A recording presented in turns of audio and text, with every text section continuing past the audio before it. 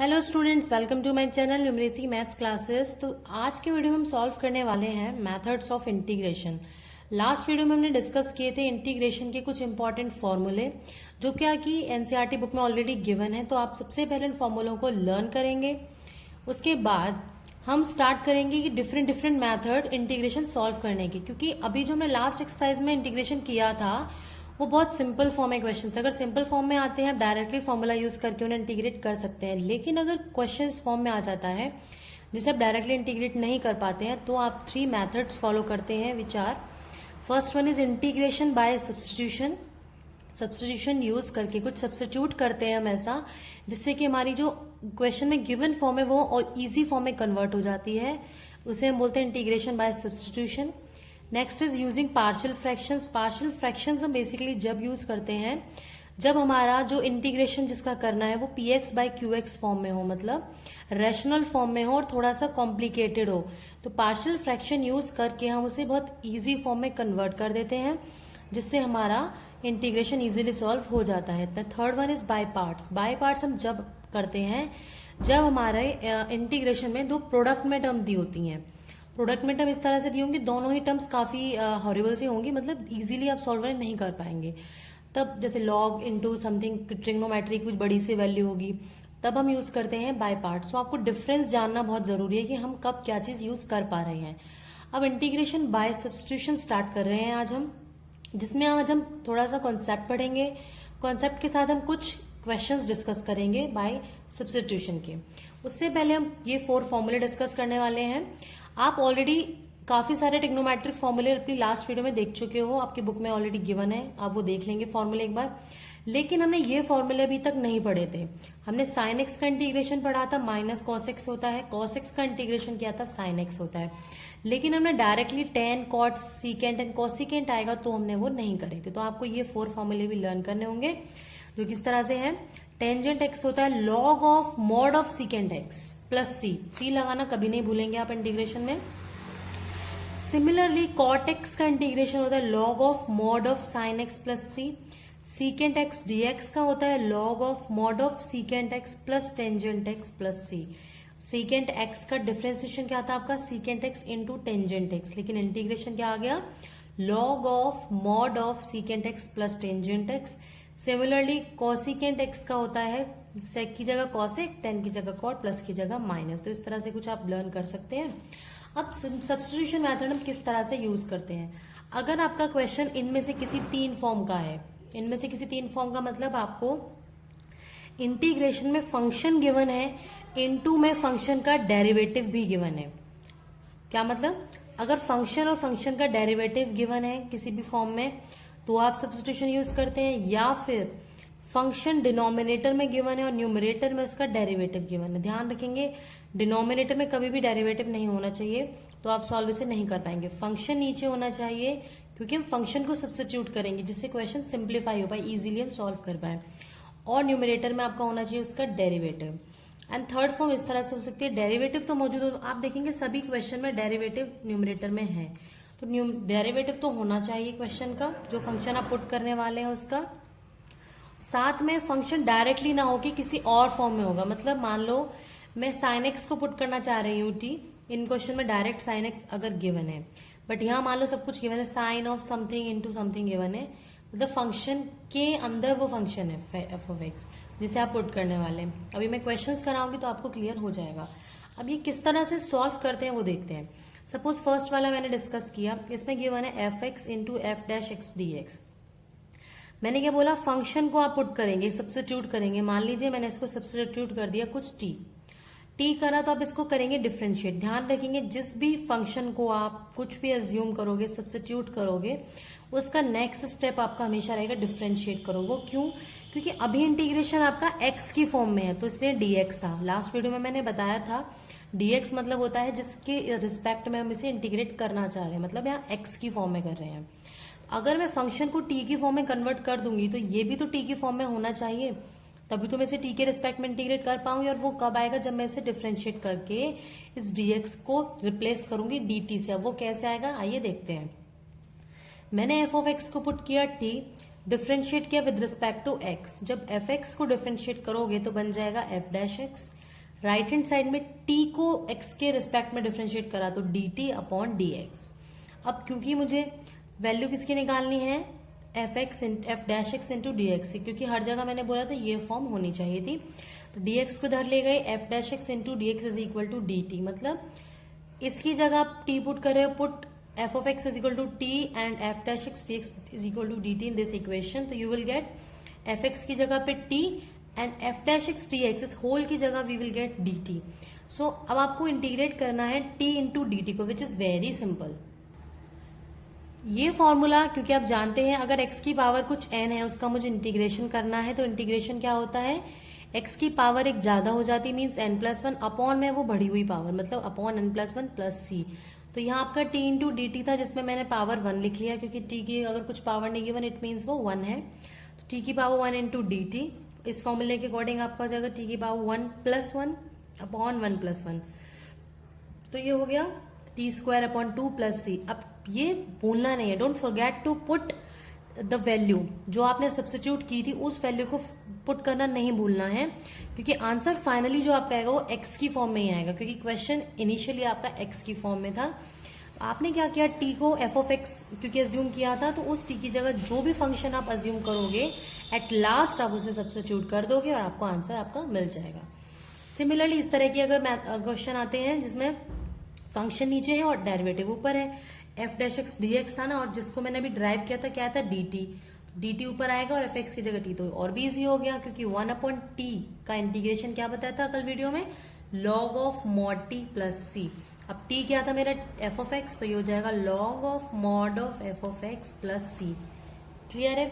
अब कुछ क्वेश्चन हम डिस्कस कर लेते हैं। सबसे पहले क्वेश्चन नंबर 1 मैंने लिया है आपके लिए, ये integrate sine cube x into cos square x d x. तो कैसे करेंगे देखिए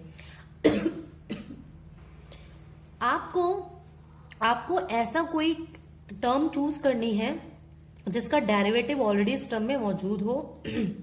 मान लो अगर आप अभी डायरेक्टली साइन एक्स को टी पुट कर देते हो, साइन एक्स को टी पुट करने से क्या होगा, देखिए साइन एक्स को अगर मैं सपोज आप साइन एक्स को टी पुट कर देते हैं इस स्टेप पे, तो साइन एक्स का डेरिवेटिव इज कॉस एक्स और d t upon d x यहाँ आएगा, तो ये हो जाएगा cos x into d x is equal to d t. But यहाँ कॉस स्क्वायर एक्स है, इन केस में कॉस एक्स एक ले भी लेती हूँ तो एक कॉस एक्स तो बच जाएगा ना, वो कैसे सब्स्टिट्यूट करूंगी मैं, क्योंकि पूरा क्वेश्चन टी की फॉर्म में आना चाहिए। मान लो मैंने पुट कर भी दिया आपके लिए, तो हो गया T cube into cos x बच गया, और इस एक कॉस एक्स टी की जगह आपका आ गया डी टी। अब इस कॉस एक्स को मैं कैसे पुट करूं, तो यहाँ प्रॉब्लम हो जाएगी, तो पहले से सिंप्लीफाई इस तरह से कर लो कि आप इजिली सब्स्टिट्यूट कर पाओ। देखिए साइन में क्यूब एक्स है, ऑड पावर है, तो ऑड पावर को मैं ऐसे ब्रेक कर सकती हूँ, sine square x into sine x और इंटू में ये है cos square x d x. इस स्क्वायर वाले को मैं इकट्ठे ले लेती हूँ, क्योंकि मैं फॉर्मूला जानती हूँ sine square x plus cos square x is equal to 1, means मैं किसी भी साइन और कॉस को किसी भी एक की फॉर्म में कन्वर्ट कर सकती हूँ। अब क्योंकि ये साइन एक्स एक्स्ट्रा है ना, तो इसको पीछे ले जाओ, मीन्स आपका डेरिवेटिव ये है साइन एक्स, तो आपको कॉस एक्स को टी पुट करना होगा, क्योंकि आपका डेरिवेटिव साइन एक्स यहाँ मौजूद है, तो आपको पुट क्या करना होगा, कॉस एक्स को टी। अब आप कहोगे कॉस एक्स को टी पुट कर देंगे, ठीक है, लेकिन इस साइन स्क्वायर एक्स का क्या होगा, डोंट वरी, इस साइन स्क्वायर एक्स को हम क्या लिख सकते हैं, 1 माइनस कॉस स्क्वायर एक्स का अंडर रूट। कैसे, फॉर्मूला वही बताया मैंने भी, क्या होता है sine square x plus cos square x is equal to t, into में ये वाला कॉस स्क्वायर एक्स और sine x into d x. मैंने क्या सब्स्टिट्यूट किया, कॉस एक्स को टी, जब कॉस एक्स को टी पुट करते हैं तो डेरिवेटिव क्या आएगा, minus sine x d x is equals to d t, यही होता है। तो पुट कर दीजिए, क्या आएगा 1 minus t square into t square into, अब sine x d x d t था तो ये हो जाएगा माइनस डी टी। आगे करना इजी है, आप इजिली कर सकते हैं ऐसे इंटीग्रेट। सॉरी, ये sine square x plus cos square x equal to 1 है, तो अंडर रूट नहीं आएगा ना, क्योंकि ये था sine square x plus cos square x is equal to 1, तो साइन स्क्वायर एक्स की वैल्यू आपकी आएगी 1 minus cos square, under root नहीं आएगा। अब ये बच गया, तो आप इंटीग्रेट करेंगे, माइनस साइन को बाहर ले लेते हैं, ये टी स्क्वायर को 1 में इंटू किया, माइनस टी की पावर 4, क्योंकि पूरे के साथ मल्टीप्लाई हो रहा था, और इंटू में डी टी। फॉर्मूला वही पावर वाला लगाएंगे, क्या था माइनस, एक पावर ज्यादा हो जाती तो t cube by 3 minus t 5 by 5 plus c, और टी क्या पुट करेंगे, कॉस एक्स, क्योंकि मैंने कॉस एक्स अज्यूम किया था, तो ये हो जाएगा माइनस कॉस एक्स का cube upon 3 minus cos x की पावर 5 अपॉन 5 प्लस सी। आप एक चीज और देख सकते हैं, आप चाहो तो माइनस साइन से अंदर मल्टीप्लाई कर सकते हो, otherwise no need. Next question आप ही एनसीईआरटी बुक का है, e की power tan inverse x upon 1 plus x square. इसमें हम किसे पुट करें? अगर मैं 1 प्लस एक्स स्क्वायर को पुट कर भी देती हूं तो मुझे वहां से tan इनवर्स x तो नहीं मिलेगा, लेकिन मैं tan इनवर्स x का डेरिवेटिव जानती हूं, जो कि क्या होता है 1 by 1 plus x square. Means मैं यहाँ क्या पुट करूं? tan इनवर्स x को t पुट कर दूं। तो आप इसको इस तरह से लिख लेंगे पहले, e tan inverse x into 1 upon 1 plus x square dx। ये सिर्फ आपको समझाने के लिए, आप एग्जाम में इतना सब कुछ नहीं लिखेंगे, आप डायरेक्टली सब्स्टिट्यूट कर देंगे इस स्टेप के बाद। पुट क्या करने वाले हैं हम? tan इनवर्स x को t पुट किया तो आपको मिल गया e की पावर t इंटू, और इसका डेरिवेटिव क्योंकि डिफ्रेंशिएट भी करना है साथ में, 1 by 1 plus x square dx is equal to dt। बेटा जब तक आपको फॉर्मूले लर्न नहीं होंगे सारे इंटीग्रेशन डिफरेंशिएशन के, आप इंटीग्रेशन आगे सॉल्व नहीं कर पाएंगे। तो सबसे पहले आप लोग जाके फॉर्मूले लर्न करिए। तो ये हो गया e की पावर t इंटू, अब this value, this whole value is dt, इस पूरे की जगह आपका आ गया dt। अब e की पावर t का इंटीग्रेशन तो बहुत ईजी होता है, e की power t as it is, तो हो गया e की पावर t प्लस c, और t क्या था आपका tan इनवर्स x, तो e की power tan inverse x plus c। Next question है cot x into log sine x integration dx। आप खुद लगाएंगे, ये एग्जाम में लगा के नहीं आएगा, अगर लिखा आएगा इंटीग्रेट करिए तो आप खुद लगाएंगे, ध्यान से dx जरूर लिखना है। अब इसमें या तो मैं cot x को t पुट कर सकती हूँ या log ऑफ sin x को, क्योंकि पूरा इकट्ठा एक फंक्शन है। अब आप ध्यान देना, अगर मैं cot x को t पुट कर देती हूँ तो क्या मुझे log sin x मिल पाएगा? कैसे भी नहीं मिल सकता, क्योंकि cot x का derivative is minus cos x square x, तो ये तो नहीं हो सकता। यानी कि अगर मैं log sin x को पुट कर दूं, मैं एक बार पुट करके देख लेती हूँ, put log sin x is equals to t। तो देखो log ऑफ sin x का डेरिवेटिव क्या होगा? 1 अपॉन x होता है ना log ऑफ x का डेरिवेटिव, तो हो जाएगा 1 upon sin x into sine x का डेरिवेटिव इस अंदर वाले फंक्शन का भी होता है, बाय चेन रूल हम अप्लाई कर रहे हैं इसे, cos x dx is equal to dt। ना cos x by sin x क्या होता है? cot x, तो cot x dx is equal to dt। तो बहुत इजी हो गया अब तो क्वेश्चन। आप इसको पहले इस तरह से लिख लेना, log sin x को आगे और cot x इंटू dx को पीछे। इस तरह से कहना चाह रही हूं मैं, log sin x यहाँ लिखेंगे, पीछे आप cot x dx लिख लेंगे। log sin x आपका हो गया t into cot x dx हो गया आपका dt। हो गया ना, बहुत ही ईजी। अभी यहां से डायरेक्टली करना थोड़ा सा मुश्किल था। अगेन वही पावर रूल, तो T square by 2 plus c, और टी स्क्वायर यानी कि टी पुट करो क्या, तो log साइन एक्स, तो ये हो गया log साइन एक्स का स्क्वायर अपॉन 2 प्लस सी। ठीक है, now the next question, sine of x upon sine of x plus a d x. D x लगाना नहीं भूले, मैं भूल गई थी, sorry. Sine x upon sine of x plus a d x. अब ये दो तरीके से सॉल्व हो सकता है। पहला तो ये देखिए, तरीके यूज करने से पहले सोचना में करना क्या है। यहाँ पे sine of x plus a denominator में गिवन है, जिसका फॉर्मूला होता है sine of a plus b sine a cos b plus cos a sine b, जो कि एक बड़ी सी टर्म आ जाएगी डिनोमिनेटर में, जिसको सिंप्लीफाई करना मुश्किल हो जाएगा। तो अगर मैं इससे जैसी टर्म को न्यूमरेटर में ले आऊं तो शायद कुछ कैंसिल के बाद बन सकती है। तो या तो आप एक काम करें, सब्स्टिट्यूशन यूज करने से पहले मैं यहाँ ये लिख लेती हूँ, साइन ऑफ एक्स में प्लस ए किया माइनस ए किया। वो क्यों किया? क्योंकि अब मैं इसको एक ए मानूंगी, इसको बी मानूंगी। जब sine of a minus b का फॉर्मूला लगाऊंगी तो ये कैंसिल हो जाएगा, क्योंकि देखो सेम टर्म है। नीचे है मेरा sine of x plus a d x, या फिर जैसे एग्जाम्पल में किया हुआ है, एनसीईआरटी बुक का क्वेश्चन है ये भी। तो आप क्या करते हो उस केस में, इस पूरे को एक्स प्लस ए को आप टी मान लेंगे, थोड़ा सा लेंदी हो जाएगा ये, डायरेक्टली मुझे ज्यादा अच्छा लगता है मेथड ना। इस पूरे को ए मानेंगे, इस पूरे को बी, तो फॉर्मूला क्या होता है sine of a minus b का, sine a cos b minus cos a sine b. तो ये हो जाएगा साइन ए यानी कि x plus a, cos b यानी कि ए माइनस कॉस ए यानी कि x plus a into sine b यानी कि दिस ए, अपॉन में है आपके पास sine of x plus a. देखो अब इस sine of x plus a को मैं इस पूरे के डिनोमिनेटर में भी लिख सकती हूँ और इसके भी।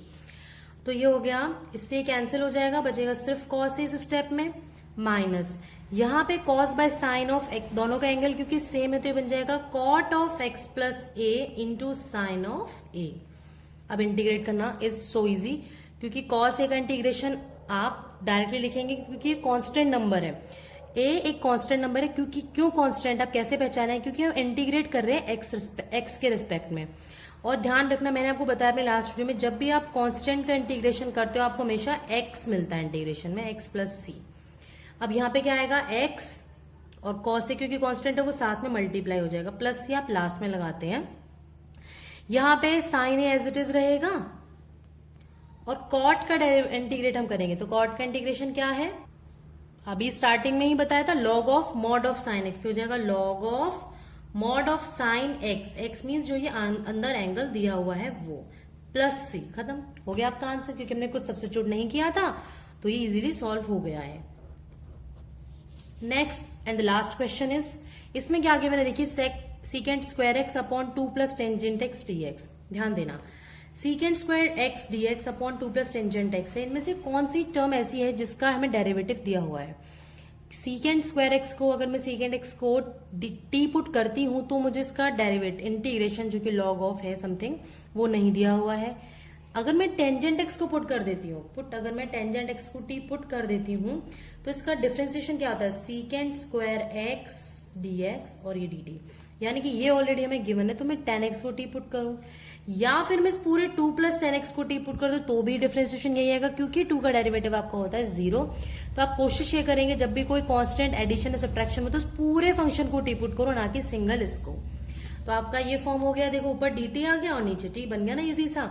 dt by dt is log of mod t plus c and log of mod t क्या है आपका 2 प्लस 10x प्लस c। तो ये हो गया आपका लास्ट क्वेश्चन।